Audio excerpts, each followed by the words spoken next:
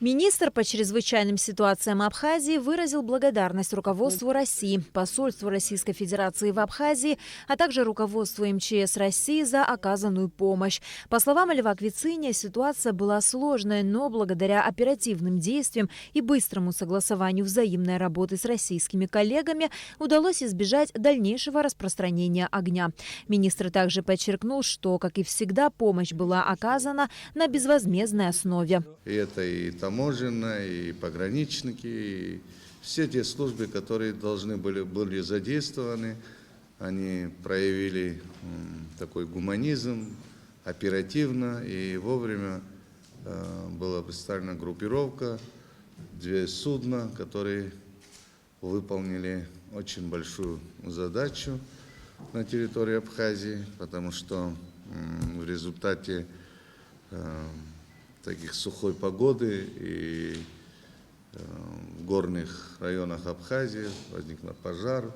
Пожар где-то около 10 тысяч гектаров. Такого в Абхазии никогда не было. Напомним, что первые очаги возгораний были обнаружены 10 ноября на Сухумском перевале. Своими силами локализовать пожар МЧС Абхазии не удалось, так как очаги возгорания были расположены в труднодоступных местах, где была необходима специальная авиация. По запросу МЧС Абхазии из России прибыл вертолет Ми-8, а также самолет Б-200 «Амфибия» вместимостью 12 тонн воды. Заправка подобного воздушного судна производится на море, затем самолет направляется к очагам возгорания и сбрасывает воду. Мне очень приятно, что сотрудники МЧС России и МЧС Абхазии, я бы сказал, плечом к плечу защищали совместно горные склоны с экологически важными лесными ресурсами Республики Абхазия, которые имеют большое значение для следующих поколений. Очаги, определенные возгорания были в зависимости от направленности ветра, поднимались к исторически известному месту селу Псху. Практически все сотрудники нашего посольства либо бывали там, либо собираются побывать там. Это тоже учитывалось в нашей работе по оказанию содействия МЧС Республики Абхазия. Председатель Госкомитета по экологии и охране природы Савелий Читанава также отметил, что ситуация была очень опасной, и только благодаря оперативным слаженным действиям сотрудников МЧС удалось избежать трагедии. К тому же горели не деревья, а подлесок, так называемый низовой пожар. Животному миру не был причинен ущерб, так как животные – подвижный компонент экосистемы, и они могли бежать от пожара. Выпавшие буквально на днях осадки также поспособствовали полной локализации огня. Однако специалистам еще предстоит побывать на местах возгораний и провести необходимые исследования с целью выяснения ущерба, нанесенного пожаром.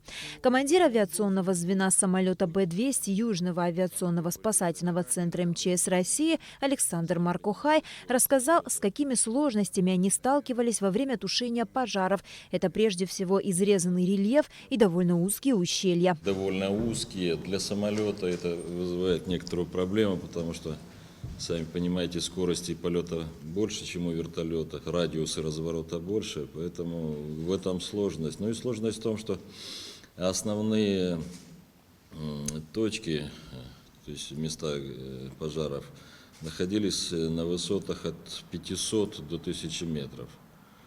Вот это достаточно высоко, подобраться к ним иногда очень сложно было. Вот, некоторые возгорания были почти на отвесных скалах. То есть сложность в том, что вся вода, которая попадает туда, на очаг пожара, она очень быстро скатывается вниз. В тушении пожаров было задействовано около 20 спасателей МЧС Абхазии. Что касается авиации, то самолет Б-200 совершал по 2 вылета в день и осуществлял до 15 заборов воды, а вертолет Ми-8 от 40 до 58 сливов. Всего за это время было произведено более 260 вылетов и сброшено около 2000 тонн воды. В рамках пресс-конференции также состоялось торжественное вручение медали МЧС Абхазии российским коллегам, спасателям МЧС России.